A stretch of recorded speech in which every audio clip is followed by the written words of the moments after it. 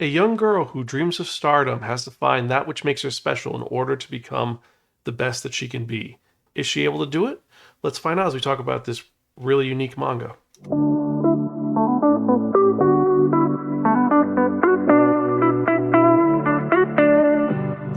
Hello and welcome to another episode of the Spiraken Manga Review. I'm your host Zan, saying konnichiwa, aloha, bonjour, and what's up?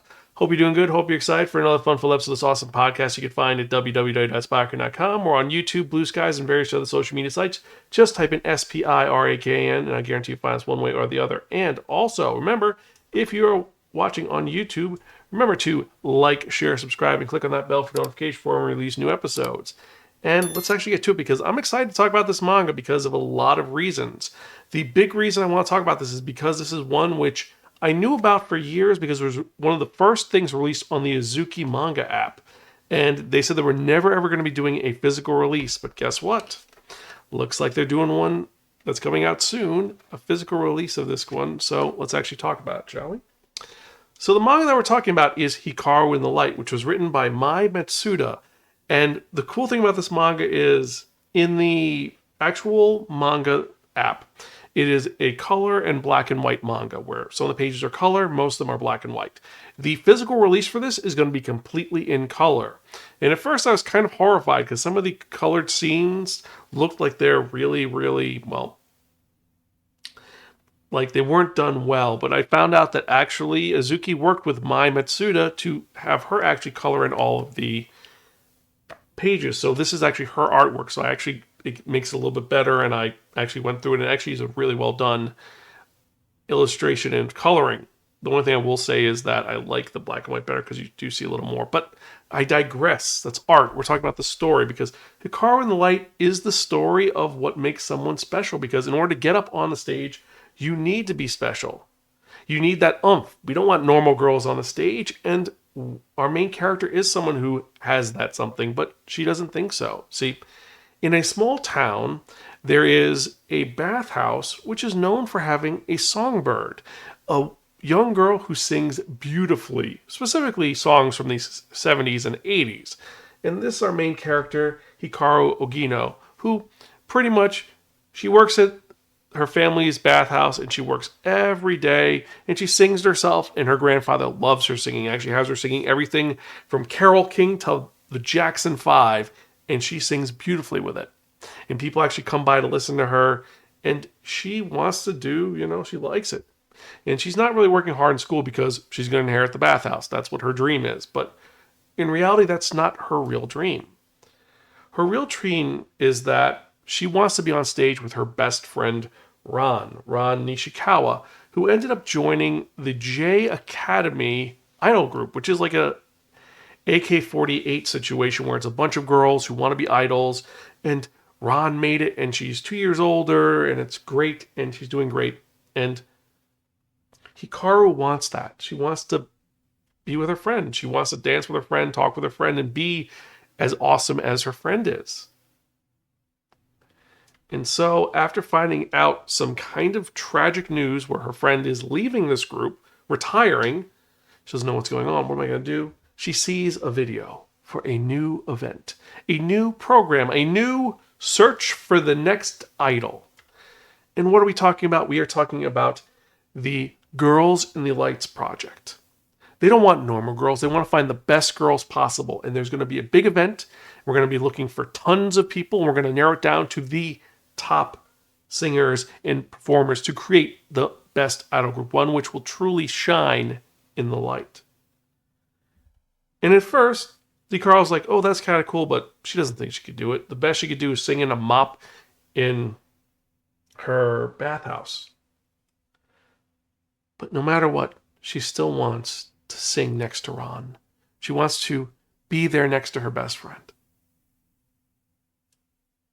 And what makes it interesting is that her friend shows up. She quit. Like I said, she's dropped out, and she tells her friend, listen, I'm going for this thing.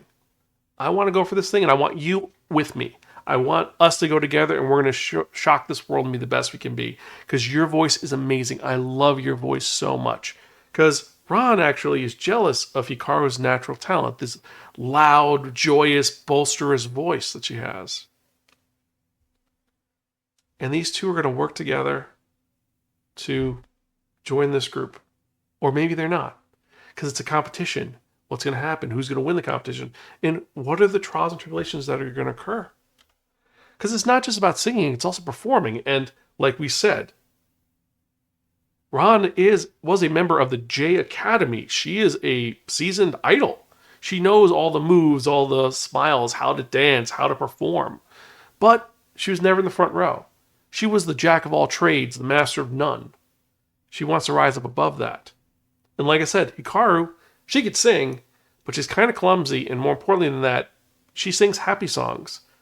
And she hasn't experienced anything. She's a middle school student. She's never experienced heartbreak or breakups. What happens when they want her to sing sad songs?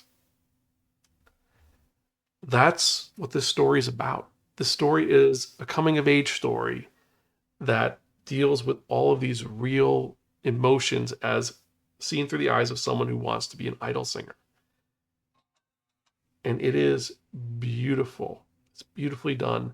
And it covers a lot of things I didn't expect it to cover. Like, one thing was, this covers the need to prioritize your physical health and mental health over working hard. Because, yeah, you have to work hard. Yeah, you have to study. But you also have to really push yourself to get that good. But you also need to take care of yourself. Because if you don't sleep, your body's going to burn out and you're not going to be able to perform. And it shows that hard work that you have to do to making this performance perfect. Because it could be you have a group of 7 girls and they're all working to be in sync and one of them's dragging down. You have to all work in order to get there. Or you have someone who thinks they can't dance and they can't perform and you need them to perform. What's going to happen with that? That is what this is about. It's about becoming this functional group, this idol. And each of the characters you want to root for, like Hikaru is the one that you want to root for, but you also have Ron. You also have so many other girls who show up. Like, there's one girl straight up who you think she's going to kick butt. And when things don't go out so well, she straight up says, listen, don't worry about me. This didn't work out. You focus on what you need to do. This is the realism of the business. The business is not all sunshine and puppies. There are failures. You make it to a certain point, you can burn out, and this is what it is. And the guy who's in charge of this, the producer, is a maniac who he's doing what he can for each person. He tries to talk positive to them and he talks mean to them because he's trying to push them to be what they can. Because it's not just you're the natural talent, it's how far you can improve. And I have to admit, up until the last chapter, you are sitting on your toes wondering, is Hikaru going to make it? Is she going to become the person who wins this competition or one of the finalists? What's going to happen? In that last chapter, they pull a really big, we're not going to tell you yet. You have to wait and see. And you're like, son of a bitch. The story is exceptional. The characters are great. The artwork, like I said, the artwork as the actual imagery is beautifully done. Ron and Hikaru are great. One of my favorite images is she goes to the event and she's kind of ready to go. She's really, really nervous. The microphone, she blows it out. They say, let's get you another microphone. And she freaks out, turns to her left, sees the janitor, says, give me that mop. I need it for just 3 minutes. And she starts singing in the mop. This is televised, so she becomes known affectionately as Mop Girl. And it's her singing a Mop Girl. She's singing with a mop. And it's such an endearing and weird moment. And the next sequence is her singing and everybody just listening to her and being happy, being blown away by her voice. Later on, you do see someone who has a similar situation where everyone's affected by it. They're crying. It's these moments that are exceptional, and they're depicted so well by Mai Matsuda. The character arcs are great. More importantly than that, with this very diverse story, like I said, you get all these moments of these ups and downs. Besides the physical health, there's moments of where one of the characters is super worried about how they're doing, and another person comes up to them and says, you're amazing at this. How are you holding up? I can't do this. And it's like showing everybody has these fears and flaws. No one is perfect. They may look it, but everyone is a multifaceted being, and I love that. And it's depicted in such a good way. Like, you see when they're up and up and when they're down and down. there's another sequence later on in this series when she is stuff happens. I'm not gonna spoil it, but we're gonna say that Hikaru is being forced to sleep, and they put her up into essentially a giant crepe burrito. It's just an adorable sequence that is done so well. Now the color version, I've only seen a little bits because this is a uncorrected proof, not for sale. And it's got some of it, and you could see that there is some differences with this. Like, where is it? Like right here, you see Hikaru, where it looks great. It doesn't look like Macfill. It looks very well done. But then compare that to a scene of her when it's just her in the actual manga without anything, and it's such a stark contrast.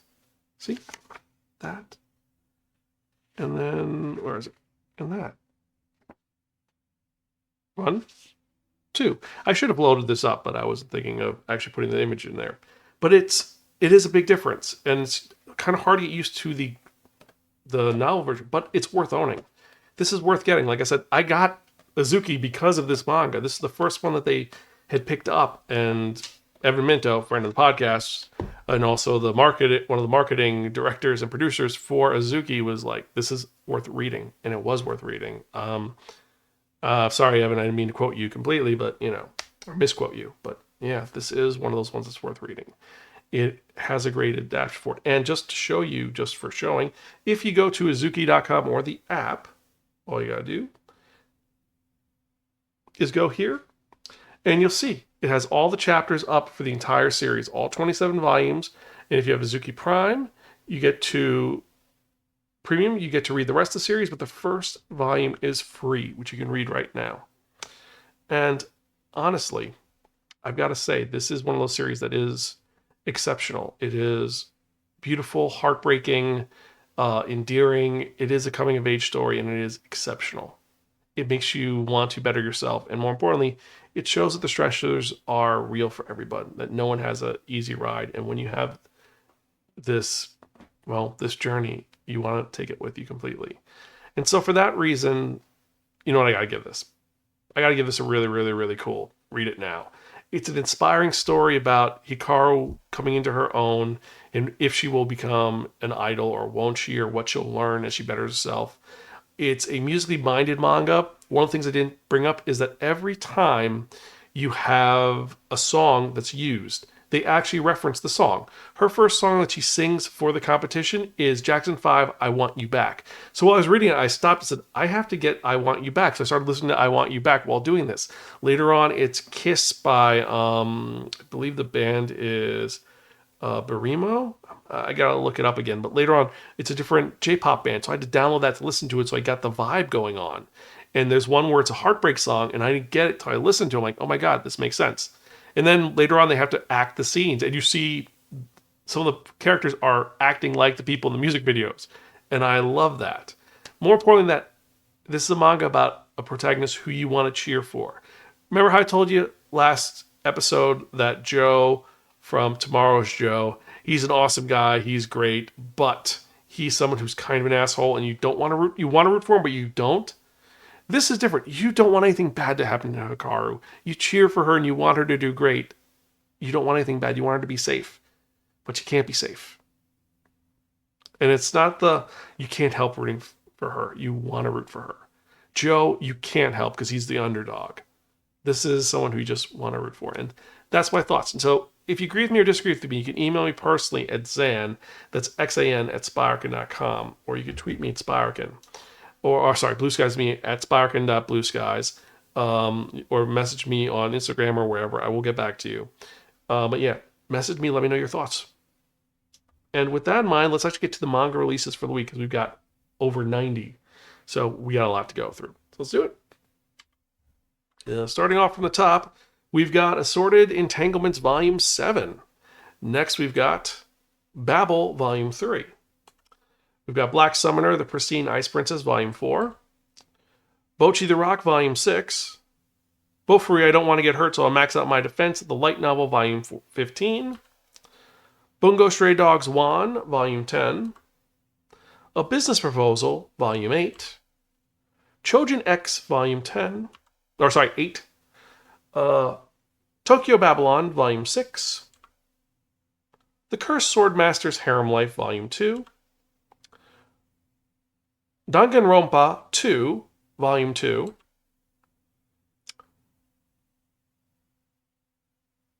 Dead Mound Death Play, Volume 13. Detroit Becomes Human, Tokyo Stories, the comic, Volume 2, which is the final of the series. Didn't I say to make my abilities average in the next life, Volume 19? Dragon and Chameleon, Volume 2. The Executioner and Her Way of Life, Volume 6. Fate Khalid Linear Prisma Ilya. God Bless the Mistaken, Volume 4. The Guy She Was Interested Wasn't a Guy at All, Volume 2. Handyman Sato in Another World, and this is Volume 6. Hate Me But Let Me Stay, Volume 3. Hell Mode, The Hardcore Gamer Dominates in Another World with Garbage Balancing, Volume 7. Hirayasumi, Volume 4. Honey Lemon Soda, Volume 8. Hunter x Hunter Omnibus 1, which is Volumes 1, 2, and 3. I May Be a Guild Receptionist, but I'll solo any boss to clock out on time, the light novel, Volume 4. I Want to Love You Till My Dying Day, Volume 1. I'll Become a Villainess Who Goes Down in History, Volume 1. The Behemoth Who is Mistaken for a Cat, Volume 11. I've Been Killing Slimes for 300 years and maxed out my levels, Volume 14, the manga. Imitation, Volume 5. Into the Deepest, Most Unknown Dungeon, Volume 10. Is the Order a Rabbit, Koi, Volume 2. Kill the Villainous, Volume 1. Laid Back Camp, Volume 16. Let This Grieving Soul Retire, Volume 9. Liar Liar, Volume 1. Lonely Castle in the Mirror, Volume 5. Love of Kill After the File, Volume 14. Loving Moondog, Volume 1. Megalumiere Magical Girl Incorporated, Volume 6. Moroku-chan, Volume 10. Might As Well Cheat, Volume 9 of the manga. Mission Yazakura Family, Volume 15. Mujina Into the Deep, Volume 1. Mushoku Tensei, Volume 20. My Boyfriend is a Dog, Volume 2. My Instant Death Ability is So Overpowered, Volume 7 of the light novel. Nakamura-san, The Uninvited Gyaru, Volume 2. The New Recruit, Volume 2. The Only Thing I'll Do in a No Boys Allowed Game World, Volume 1, the light novel. Peerless. Phantom Thief Red, Volume 5. Playing Death Games Put Food on the Table, Volume 3. Rainbows After Storm, Volume 2. Reborn to Master the Blade from Hero King to Extraordinary Squire, Volume 5. Reborn to Master the Blade, Volume 5 of the manga, so light novel and manga, both are released the same day. Recommendation for Bad Children, Volume 1. Reign of the Seven Spellblades, Volume 8. This is the final volume, by the way. Riviera and the Land of Prayer, Volume 2. Rooster Fighter, Volume 7. Royal Tailor, Clothier to the Crown. The Saga of Tanya the Evil, Volume 25. The Shinmyo Family Children, Volume 3. Soma Spider So What, Volume 14 of the manga. Solo Leveling, Volume 11. The Star Seekers, Volume 6. Sugar Apple Fairy Tale, Volume 4. Sword Art Online Ordinal Scale, Volume 1. Sword of the Demon Hunter, Jijin Gintoshi, Volume 8.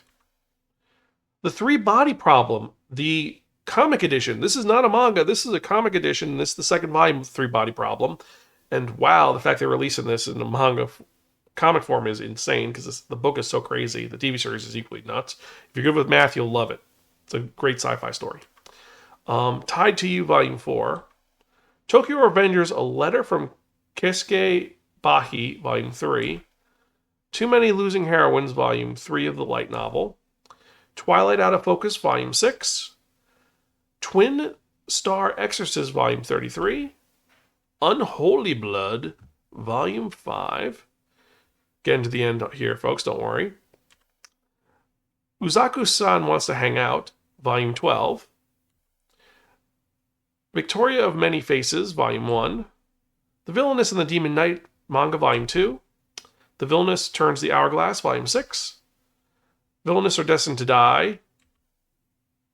Whoever Steals This Book, Volume 1. Wild Roses and Pretenders, Volume 2. Witch Life in a Micro Room, Volume 4. Working for God in the Godless World. The Light After the Fall, Volume 9.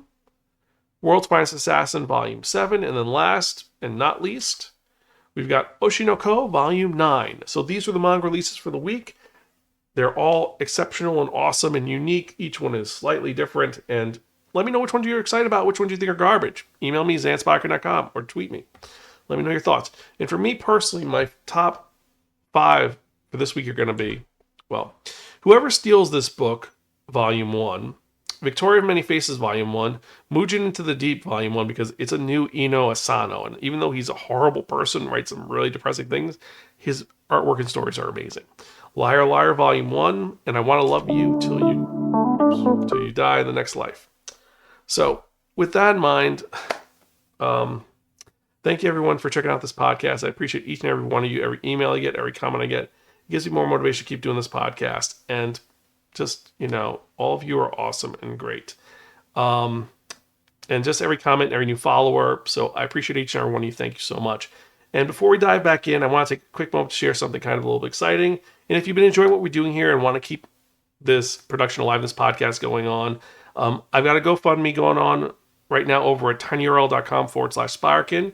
You could also scan this QR code right here, and it'll take you to it. Not only will your support help keep the lights on, help me repair some computer and tech issues, but there are also some awesome tier tie-ins as a thank you for your generosity. Whether it's exclusive content, behind-the-scenes access, or just knowing you're keeping Spiraken going, every bit counts. So head on over to tinyurl.com/Spiraken, check it out. And thank you so much for considering. I appreciate each and every one of you, and thank you so much. And I want to keep doing this until I'm an old man who has to read manga with thick glasses and, large print manga. So let's keep going, shall we? And with that in mind, let's actually get to the part that you've all been waiting for, the most popular part of this podcast. And what are we talking about? We are talking about that one, that only, the Wheel of Manga! Yes, friends, the Wheel of Manga, except no substitute. Now, what is the Wheel of Manga? The Wheel of Manga is a Wheel of Fortune with 10 slots on it. What I've done is I've assigned a manga title to each of 10 slots. So we're going to spin the wheel. Whatever number it lands on, that's what we're going to view in the next episode of the Spiraken Manga Review, episode 580. Can you believe it? 580 episodes of this awesome podcast. It's been a while. So let's spin and see what we're going to review, shall we?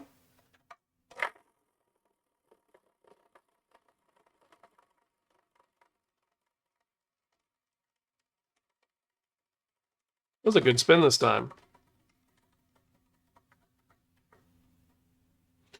Number 7, Super Cub. This one I've been waiting for a while to review. This is a unique slice of life series. Is it going to be good? Is it going to be bad? Well, we're going to have to sit and find out. But regardless, as usual, thank you so much for listening. I am your host, Zan. I am Gonzville. I'll catch you guys next time. And keep reading manga. I'll see you later.